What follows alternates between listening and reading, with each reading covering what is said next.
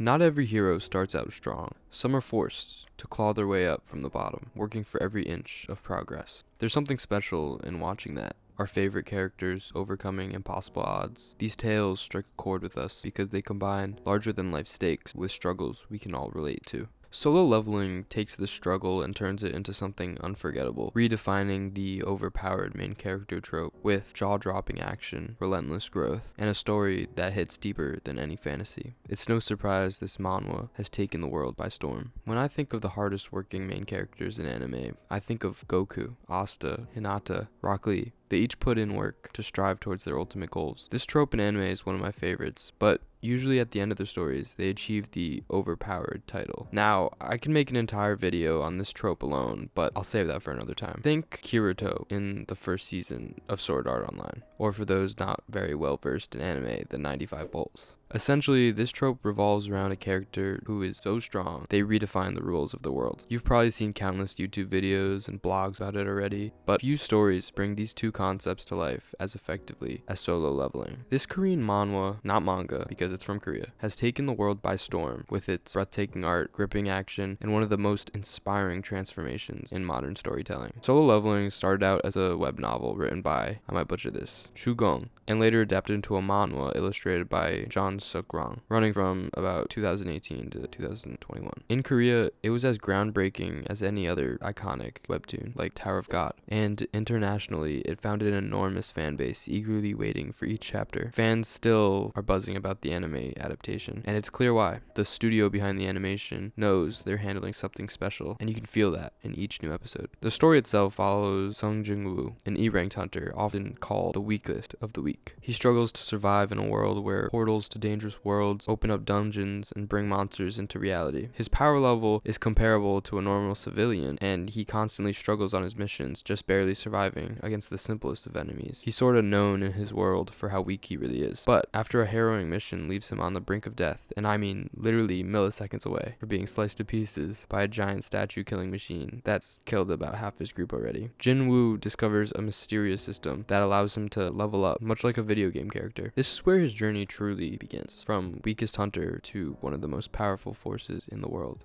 At its core, solo leveling isn't just about power, it's about growth. The rise of Jinwoo reflects the value of determination and resilience. His transformation doesn't happen overnight. Each victory is earned through his grit, strategy, and willingness to push past his own limits. Sure, he gains an incredible system that helps him grow stronger, but it's his choices, his sacrifices, and his sheer willpower that sets him apart. When he first wakes up after he unlocks his new power and doesn't complete his daily tasks of 100 push-ups, 100 sit-ups, etc., insert one Punch Man joke here. He then gets a penalty and is forced to fight, or more like run, from these giant centipede monsters for a couple hours, and he survives just in time, barely scraping by. See, the theme of perseverance is universal. Whether it's overcoming personal challenges, excelling in school, or improving a skill, solo leveling reminds us that hard work and dedication pays off. Jinwoo's journey shows that a path to greatness is paved with struggle and self-improvement. He's not just a character with immense power, he's a symbol of what it means to never give up, even when the odds are stacked against you.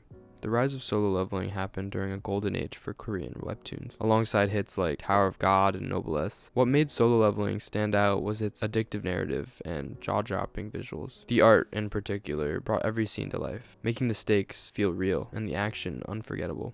The series also rode a wave of global interest in Korean culture, from K-pop to K-dramas, but beyond that, it's the themes of perseverance and transformation that resonated universally. Readers saw that in Jinwoo's journey a reflection of their own struggles and triumphs. Many Koreans saw themselves in Jinwoo, with the pressure of having to provide for their family however possibly they could, and they celebrated Jinwoo's successes and victories as if they were their own. They understood or connected with the character, that if they just worked hard in life, they could make it to that point of success, which made the story feel deeply personal. What sets solo leveling apart is its balance of action and emotional depth. Yes, battles are epic and art is stunning, but the heart of the story lies in Jinwoo's growth.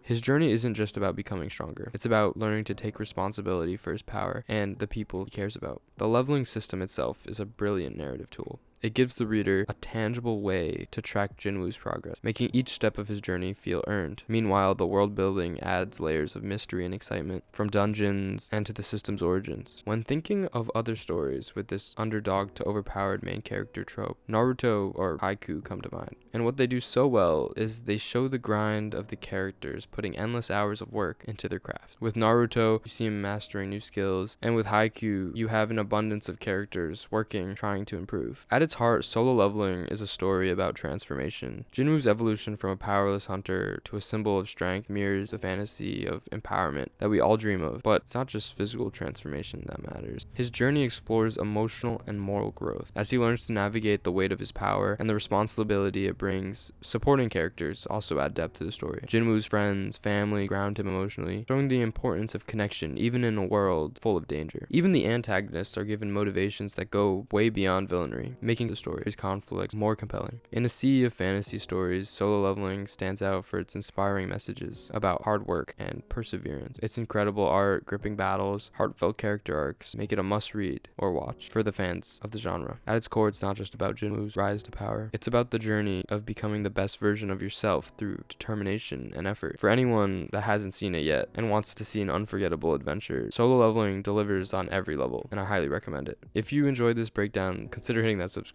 I'm trying to be more consistent with these videos, but yeah. Consider leaving a comment with your thoughts. I'd love to hear what you guys think, and if you guys enjoy the show or not. Thank you so much for watching, and I'll see you guys next time. Peace.